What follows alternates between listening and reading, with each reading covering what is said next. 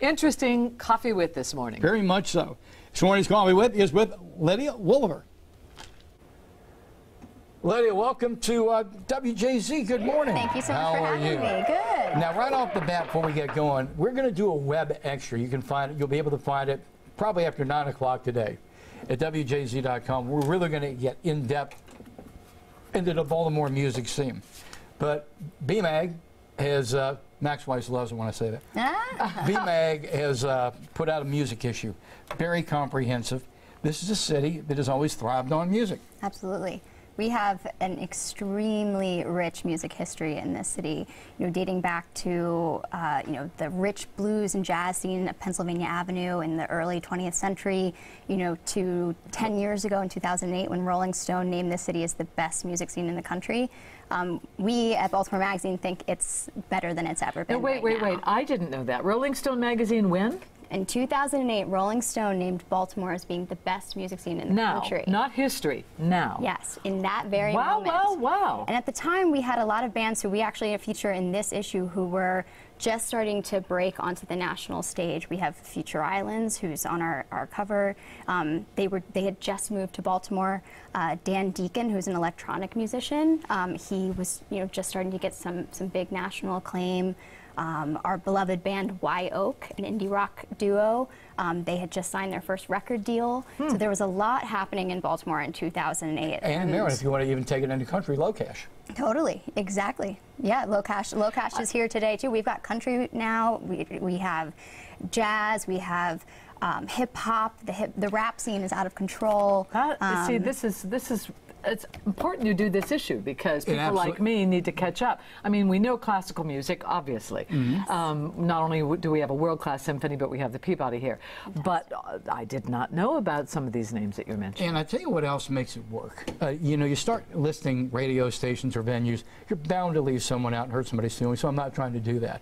But we have some, if you want to say indie radio stations, like WEAA over at Morgan. Awesome jazz. Wonderful jazz station, yes. WTMD Towson. That's a fun station. Fun. And you got to throw some props to WJQ. Well, because they, Andy Beanstalk has had that nightly jazz show for 150, 200 years or so, and he only looks 53. But that's it. But we also have great venues. Let's talk about that. Yeah, so the venue scene in Baltimore is constantly changing. Small clubs have shut down over the years.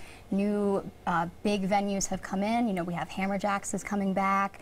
But we, in Baltimore Magazine's music issue, we celebrated some of the small venues that live on, that have really been celebrating the scene in the way that we hope to in this issue. We were talking about jazz earlier, and there is a beautiful townhome in Mount Vernon called Andai Musique. And they exhibit some of the best jazz in the city as well as classical musicians. And actually one of my all-time favorite concert series in the city, one Monday of the month, the Dunbar Alumni Jazz Band plays, and they just riff and they play standards and then they jam out, and they are one of the top acts. We have so little time. Tell me one place I need to go. One place you need to go, I actually think that viewers should go try The Crown. It is a small DIY space in Station North, but this is really the kind of the petri dish of the current Baltimore music scenes, where a lot of up-and-coming musicians are performing and getting their start, and this venue has given them a wonderful platform. Is that kind of like the hybrid of Joe Square, the original Joe Square downstairs? Very much. Very much. Just across the street from where that was, actually. And, you have all different genres performing there. Right near North and Howard. Right there. You're saying it's in the building of Joe Square? Well, no, Joe Square, near. We're going to cross the street. Okay, I know that very well. Back in the day, the basement was all... It's on North Charles, and it's a second floor venue, and all genres of the city. Meantime, we get the magazine. Yeah, there you go.